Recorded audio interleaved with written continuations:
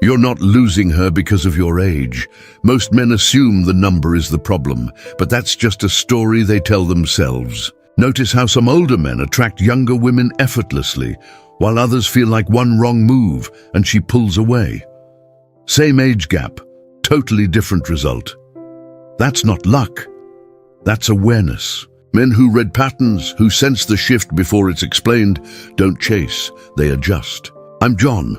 This isn't about impressing a younger woman. It's about understanding why certain behaviors quietly push her away, often without a single argument, without a clear reason, without closure. Let's begin where most men don't even realize the damage starts. Being technologically disconnected, not ignorant, disconnected makes a difference, and she feels it immediately. This isn't about knowing every app, trend, or update. No one expects you to be a tech prodigy, but when you dismiss technology, mock it, or treat it like a nuisance instead of a tool, what she hears is something deeper. Your world doesn't matter to me. And here's the part most men miss. Technology isn't just convenience to her. It's how she communicates, explores, organizes, flirts, learns, and connects. So when you roll your eyes at a new app or refuse to engage with something that clearly excites her, you're not rejecting technology. You're rejecting access to her inner world. Men who stay rigid often think this makes them grounded, stable, unshaken by trends. But to her, rigidity reads as distance. The moment you say, "I don't need that stuff," you subtly place yourself outside her reality, and she doesn't argue. She simply stops inviting you in. Here's the quiet shift most men never notice. When you ask her to show you something, not because you need it, but because you're curious, you reverse the power dynamic. You're not chasing relevance, you're demonstrating openness. Curiosity signals confidence, disdain signals fear of change, and fear is what quietly erodes attraction. But this is only the surface. Even men who keep up still make another mistake, one that feels harmless, but visually amplifies the age gap in ways words never could. We'll go there next, if you're ready to see it. There's a moment, subtle, almost invisible, when she looks at you and calculates something she never planned to. Not your age, but your awareness. And that moment often arrives before you even speak. Dressing inappropriately in either direction is another misstep. Most men think this is about clothes. It isn't. It's about signal alignment. Here's the trap. Some older men try to dress younger to keep up. Others cling tightly to the style that once made them feel powerful. Both mistakes come from the same place. Uncertainty about where they belong now, and women feel that immediately. Leaning too hard into youthful trends doesn't make you look modern. It makes you look like you're asking permission to stay relevant. Staying frozen in the past doesn't make you classic. It quietly announces resistance, not taste. What she's reacting to isn't the jacket, the shoes, or the decade they came from. She's reacting to whether you look settled in yourself. Men who are comfortable in their identity don't costume themselves. They curate. There's a calm authority in someone who dresses current without chasing, who updates without erasing himself, who looks like he belongs exactly where he is in life. Here's the psychological twist most men miss. When your appearance feels confused, she subconsciously wonders if your role is confused too. Are you trying to be her peer, her guide, her exception? She won't ask. She'll just feel a faint imbalance. And attraction hates imbalance. This isn't about impressing her. It's about not forcing her to reconcile contradictions. Because once she starts mentally managing the age gap for you, once she has to make sense of it, something important shifts. Which brings us to the next mistake. One that sounds innocent, even honest, but slowly drains tension, mystery, and polarity from the connection. Most men don't realize they're doing it until she's already disengaging. There's a sentence older men repeat without realizing it's costing them attraction. Sometimes it sounds like a joke, sometimes like self-awareness, sometimes like honesty. But every time it lands the same way, constantly talking about age. You mention it first, not her, and that matters more than you think. Older men often believe acknowledging the age gap shows confidence, that it removes tension, that it proves you're not insecure about it. But psychologically, it does the opposite. Every time you bring it up, your age, her youth, the difference between you, you're teaching her where to focus. And once attention goes there, it's hard to pull it back. Here's the uncomfortable truth. The age gap might have caught her curiosity, but it's never what sustains desire. What sustains it is presence, shared rhythm, emotional alignment. When you keep referencing the gap, you subtly frame yourself as an exception she has to justify, instead of a man she simply chooses. Men who feel the need to explain themselves often don't realize they're explaining too much, and explanation kills tension. You don't need to remind her you're older, she already knows. What she's watching for is whether you're still alive in the moment, or quietly living as an observer of her youth. Here's the deeper layer most men miss. When you joke about being old compared to her, you're placing yourself in a diminished position. Even if you laugh while doing it, she doesn't feel reassured. She feels subtly responsible. Responsible for your insecurity, responsible for the gap, responsible for keeping things light. Attraction doesn't thrive on responsibility. It thrives on mutual presence. This is where many men unintentionally slide into the next mistake, one that feels protective, even caring, but slowly shifts the relationship out of romance and into something else entirely. And once that shift happens, it's very hard to reverse. There's a fine line that older men cross without ever realizing it, and the moment they do, the dynamic changes quietly, permanently. Being overly protective often starts with good intentions. You want to help, you want to guide, you want to make sure she's safe, supported, prepared. But protection turns toxic the moment it replaces respect. Here's what happens beneath the surface.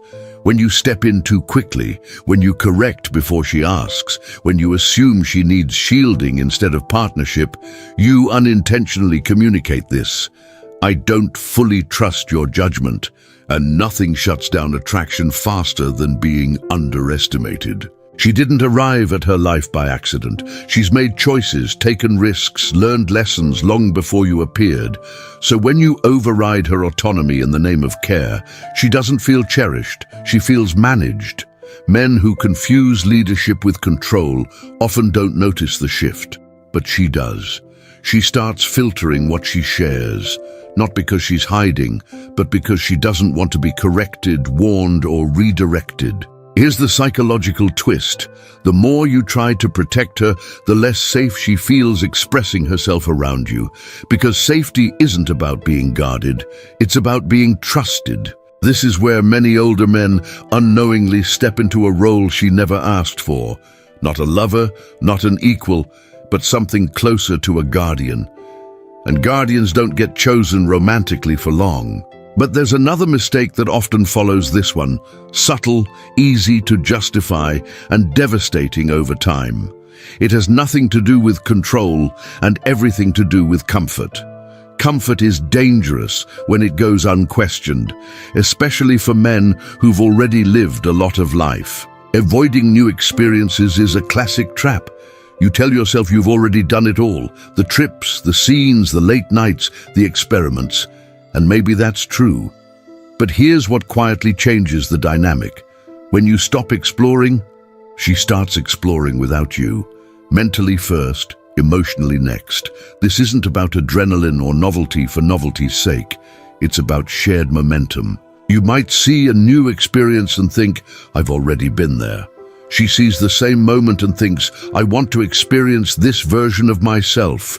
And when you decline too often, not forcefully, not dramatically, just with calm disinterest, you send a message you never intended. I'm finished becoming. Men who believe they're done evolving don't notice the slow shift, but women do, because youth isn't just energy, it's openness. And when she feels like she's the only one bringing curiosity into the relationship, the imbalance grows. Here's the perspective shift most men miss. It's not that she needs constant stimulation. She needs to feel like the future still excites you, not recklessly, not desperately, but willingly. When you say yes occasionally to a new place, a new idea, a new rhythm, you're not proving you're young, you're proving you're present, and presence is magnetic. But there's another behavior that quietly drains presence even faster than routine. It happens in conversation, casually, often without intention. And once she notices it, she starts questioning whether she truly has her own space with you at all. There's a moment in conversation when her energy drops, not suddenly but noticeably. Most men miss it. Oversharing past relationships is a common culprit. You think you're just being open, honest, transparent, experienced, but to her, something else is happening. Every time an ex becomes a reference point, a comparison, a story, a lesson, the present moment loses oxygen. Here's the psychological truth. No woman wants to feel like she's auditioning for a role that's already been played. When you bring past partners into the room too often, you unintentionally split your attention between what was and what is, and she feels that division. Men who are truly settled in themselves don't need to narrate their history.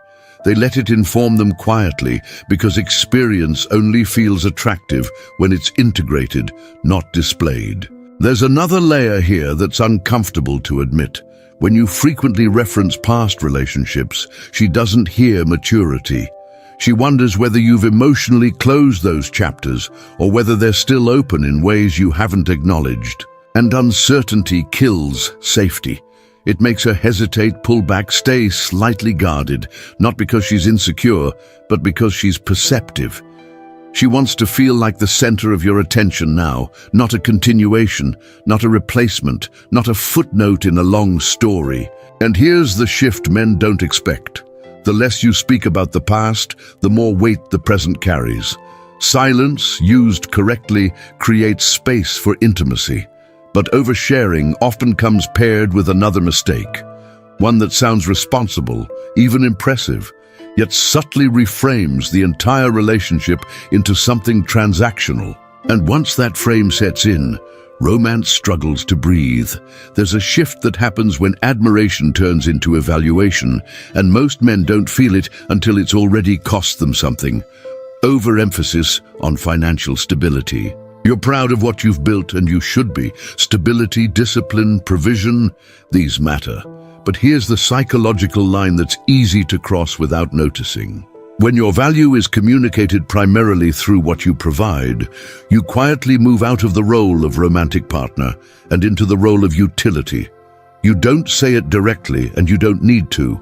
It happens through tone, through repetition, through the subtle framing of conversations. When finances become the anchor of your identity in the relationship, she stops relating to you emotionally and starts assessing you functionally, and attraction does not live there. Here's the uncomfortable realization most men resist. Younger women are not drawn to money the way men fear they are. They're drawn to emotional presence paired with competence. When you lead with stability too often, you imply that something else might be missing, and she feels that imbalance. Men who rely on financial security as their main signal often don't realize they're doing it out of self-protection. It feels safer to be respected for what you've achieved than to be felt for who you are. But intimacy requires being experienced, not assessed. She doesn't want to feel like a business partner, an investment decision, or someone who owes gratitude. She wants to feel chosen freely. And when money becomes too loud in the room, desire gets quiet. This naturally bleeds into another behavior, one that seems harmless, even opinionated, but subtly positions you as out of sync with her emotional world. Once that gap opens, it's felt in places words can't repair. There's a moment when she shares something she loves and watches your reaction more closely than your words, criticizing modern music and movies. You don't mean to dismiss it, you're just stating an opinion, a preference, a comparison. But when you brush off the music she plays or mock the shows and films that move her, you're not debating taste, you're questioning meaning. Here's what's really happening psychologically. Those songs aren't just noise to her. Those movies aren't just entertainment. They're emotional landmarks. They're tied to friendships, phases, memories, identity. So when you label them shallow, inferior, or forgettable, she doesn't feel challenged. She feels unseen. Men who default to "things were better back then" often don't realize what they're signaling. Not wisdom, not refinement, but emotional closure. It tells her your inner world is sealed, already complete, with no curiosity left for hers. And curiosity is one of the strongest forms of respect. Here's the reframe that changes everything. You don't have to like what she likes, but you do have to honor what it represents. Ask why a song matters to her and let her explain what a show makes her feel. When you share your favorites without diminishing hers, you're not bridging a generation. You're building emotional exchange. Emotional exchange creates safety. But this mistake often pairs with another one, less visible, more physical, and quietly decisive. Because attraction isn't just mental, it's energetic. When energy drops, she feels it before you do. Energy doesn't announce when it's leaving. It fades. By the time most men notice, she's already adjusting her expectations. Ignoring health and fitness is another issue. This isn't about looking young, and it's definitely not about chasing aesthetics. It's about alignment. Younger women often live in motion, physically, mentally, emotionally. They walk faster, plan faster, recover faster. When you neglect your health, what she senses isn't age, it's inertia. Here's the part most men misunderstand. She's not judging your body, she's reading your relationship with yourself.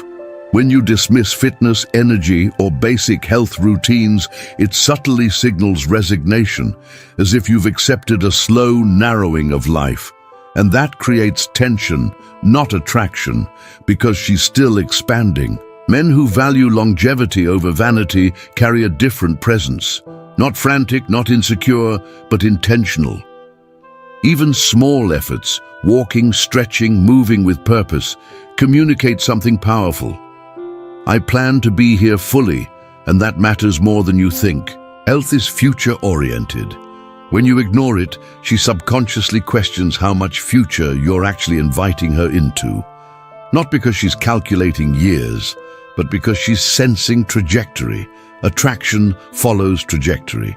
Even men who stay active can sabotage everything with one quiet behavior, one that cuts deeper than neglect ever could, because it doesn't attack your body. It attacks her sense of being seen. There's a moment when she stops sharing her thoughts freely, not because she has nothing to say, but because she's learned how it will land. Undervaluing her opinions doesn't always sound like dismissal. Sometimes it's a pause, a correction, a subtle reframe. You think you're adding perspective. She feels reduced. Here's the psychological reality. Age gives experience, not automatic authority. When you treat her ideas as naive, incomplete, or less informed, even unintentionally, you create a hierarchy she never agreed to. And attraction doesn't survive hierarchy. Men who believe they're just being realistic often don't notice how often they override instead of engage. But she notices every time her thought is met with instruction instead of curiosity. She learns to hold back. When a woman stops offering her inner world, the relationship becomes quieter, but not calmer, less expressive, less alive. Here's the reframe that shifts everything. You don't have to agree with her to honor her. Listening without correcting signals strength. Inviting her reasoning instead of replacing it signals respect. And respect is a prerequisite for desire, especially when there's an age gap, because she already knows you've lived longer. What she's watching for is whether you still believe she has something to teach you. But even men who listen well can quietly undo that progress with another deeply ingrained habit, one that feels stable, predictable, safe, until it isn't. There's a comfort that slowly turns into confinement, and most men don't feel it. They are it, being set in your ways. Routines can feel earned. They bring order, efficiency, predictability, but when routine hardens into rigidity, it stops being grounding and starts being limiting. Here's what happens beneath the surface. When every suggestion meets resistance, when spontaneity feels inconvenient, when change is tolerated rather than welcomed, she doesn't feel partnered. She feels absorbed into your life instead of building a shared one. Men who are deeply set in their ways often believe they're offering stability, but stability without flexibility feels like a closed system, and closed systems don't invite curiosity. They shut it down. Younger women don't just bring novelty, they bring movement, new perspectives, different rhythms, unexpected ideas. When those are constantly filtered through, "That's not how I do things," she starts shrinking herself to fit, and attraction fades when expansion is replaced by adaptation. Here's the quiet psychological shift. The more you resist change, the more she becomes the only one adapting. Imbalance breeds distance. You don't need to abandon who you are, but you do need to remain porous, open to influence, open to adjustment, open to being shaped slightly by someone you care about. Real confidence isn't fixed, it's responsive. But there's another mistake that often hides behind routine, one that feels noble, even protective, yet completely mislabels the role she's asking you to play.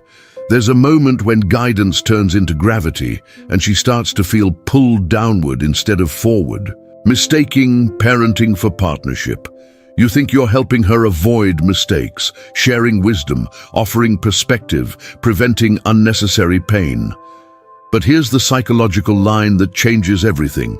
She's not looking for supervision, she's looking for alignment. When your default position becomes advisor instead of equal, the relationship shifts out of romance and into hierarchy, and hierarchy kills desire. Men who step into a parental role rarely do it consciously. It comes from care, from experience, from the instinct to protect. But intention doesn't change impact. Every time you lecture instead of listen, correct instead of collaborate, decide instead of discuss, you quietly communicate, "I'm above you." And no woman stays romantically engaged where she feels positioned beneath. Here's the realization most men resist. Being needed is not the same as being wanted. Parenting creates dependence. Partnership creates choice. She wants to choose you, not rely on you. Support when asked builds trust. Control, even disguised as wisdom, erodes it. This is where many older men lose polarity without noticing. They become safe, predictable, reliable, and strangely less desired. But there's another mistake that often follows this one, less visible but emotionally devastating, because it doesn't just misread her role, it misjudges her future. There's a moment when she realizes you don't see her forward, only where she is now, and that realization changes how safe she feels with you. Dismissing her ambitions is rarely said directly. It comes out as practicality, caution, realism. You question the timeline, the feasibility, the payoff. You think you're grounding her. She feels downsized. Here's the psychological truth most men miss. Ambition isn't just about outcomes. It's about identity in motion. Younger women often define themselves by what they're becoming, not just what they've achieved. So when you minimize her goals, even subtly, you're not critiquing a plan. You're challenging her self-concept. Men who've already arrived sometimes forget this. They see dreams as risks to manage. She sees them as energy to channel. And when that energy meets doubt instead of belief, something closes, not loudly, not dramatically, quietly. She stops sharing big ideas, stops dreaming out loud, stops inviting you into her future, because the future to her feels safer when it's not questioned. Here's the reframe that restores polarity. You don't have to agree with her vision to respect it. Support doesn't mean blind encouragement. It means curiosity before caution. When you ask why a goal matters to her before explaining how it might fail, You become an ally instead of an obstacle. Allies are chosen repeatedly. But even men who support ambition can unintentionally undermine connection with something as simple and overlooked as the words they use. Language matters more than most men realize. Language is one of the fastest ways to reveal whether you're evolving or standing still, and she hears it long before you notice it. Overusing old slang can quietly signal stagnation. These are just the words you grew up with, the phrases that feel natural, familiar. But here's what's happening underneath the surface. Language signals where you live mentally. When your speech is anchored too tightly to another era, it subtly reinforces the age gap, even when everything else feels aligned.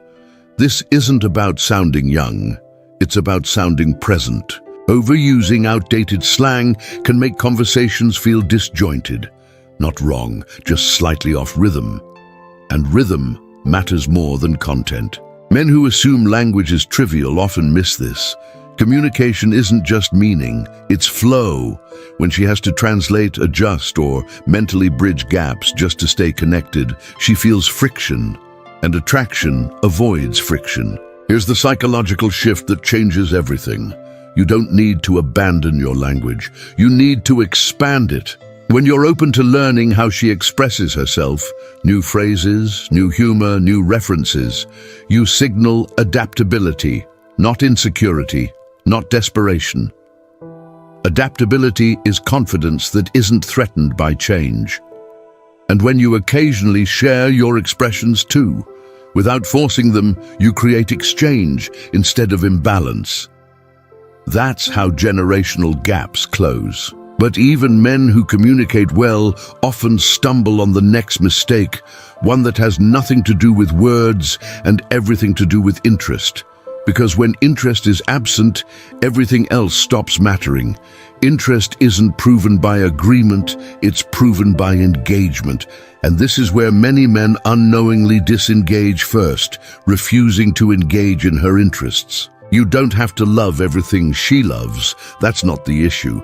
The issue is what happens when you don't enter her world at all. When she talks about a new hobby, a trending show, a strange interest you don't fully understand, and your response is distance instead of curiosity, she feels it immediately.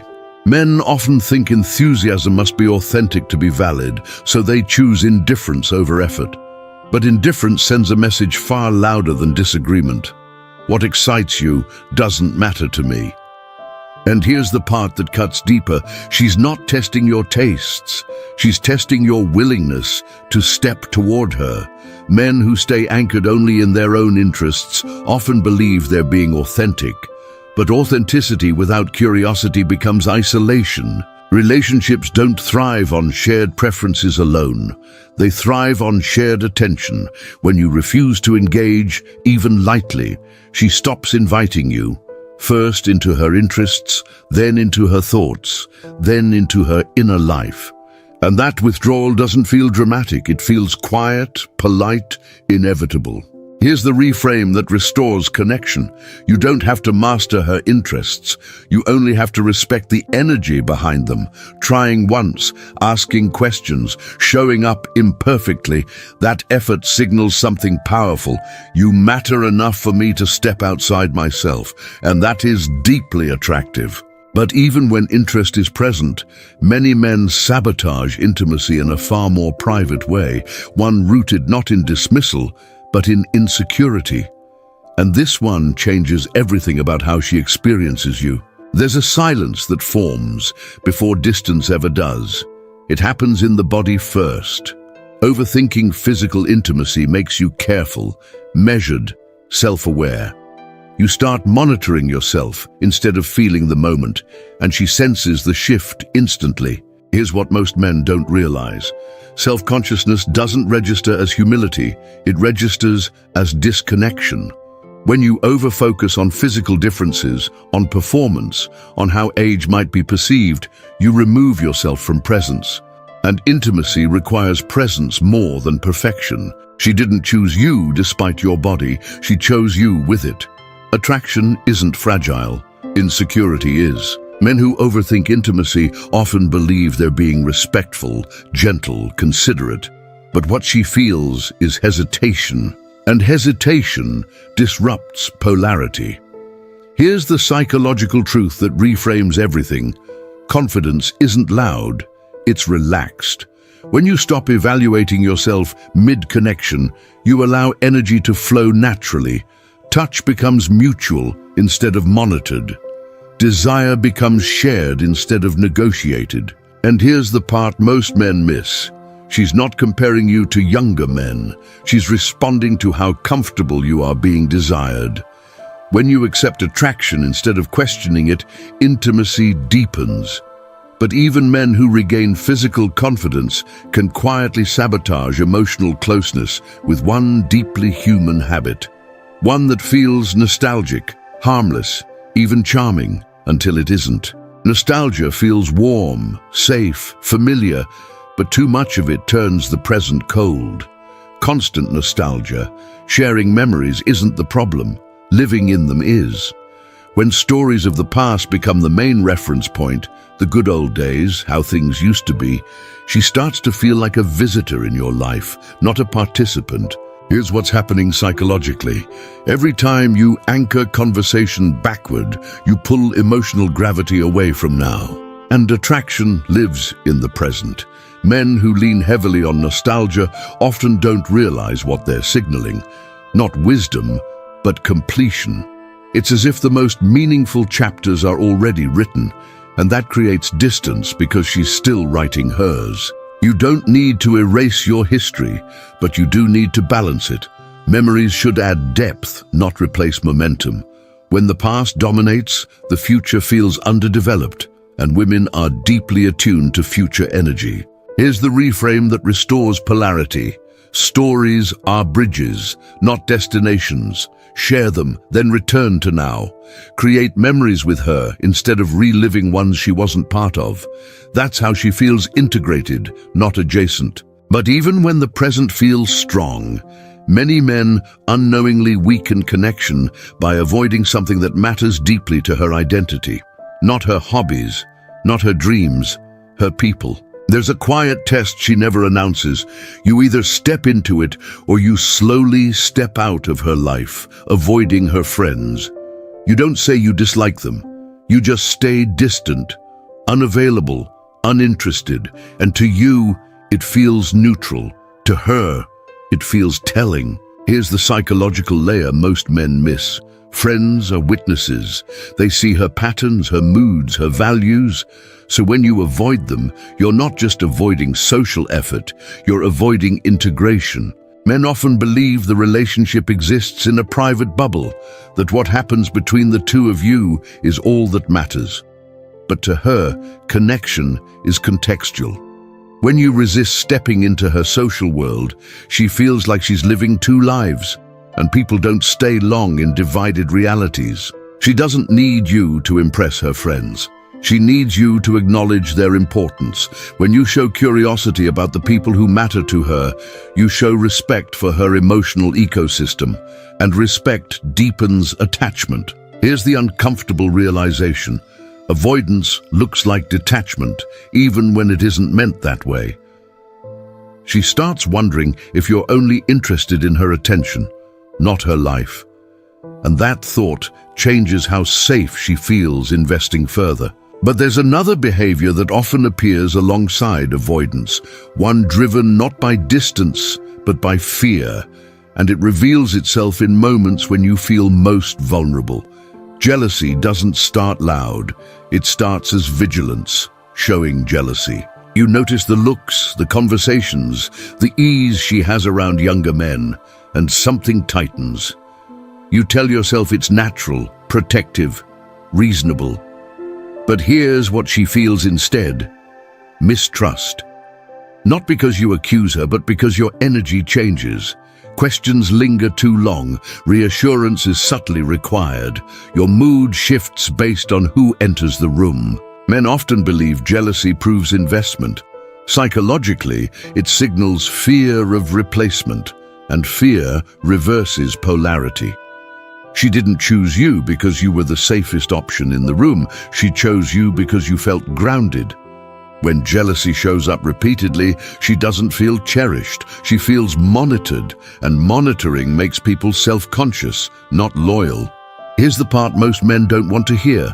Confidence isn't pretending other men don't exist. It's trusting your position without guarding it. When you react every time she interacts with someone younger, you unintentionally highlight the age gap. Not in your favor. You remind her of something she wasn't focused on, and attraction doesn't survive being reminded. The reframe that restores power is simple but not easy. Trust is attractive. Not blind trust, not naive trust, but calm trust. When you communicate feelings without accusation, when you don't require constant reassurance, when you let her choose you daily without pressure, you shift from insecurity to quiet authority, and quiet authority is magnetic. But there is one final mistake, the most subtle of all, because it doesn't show up in actions. It shows up in outlook. And once she feels it, she starts planning emotionally without you. There's a tone she listens for beneath everything you say, not optimism, not excitement, direction, but being pessimistic about the future. You don't think of yourself as negative, just realistic, cautious, aware of how the world works. But here's what she feels instead: contraction. When your language leans toward decline, when the future is framed as something to endure rather than explore, when change is spoken about with resignation instead of curiosity, she doesn't feel protected by your wisdom. She feels slowed by it. Younger women live forward, not recklessly but expectantly. They don't need blind hope, they need shared momentum. Men who constantly brace for what's coming often believe they're being responsible. But responsibility without vision feels heavy, and heaviness erodes desire. Here's the realization that reframes everything. Your experience is meant to steady the future, not darken it.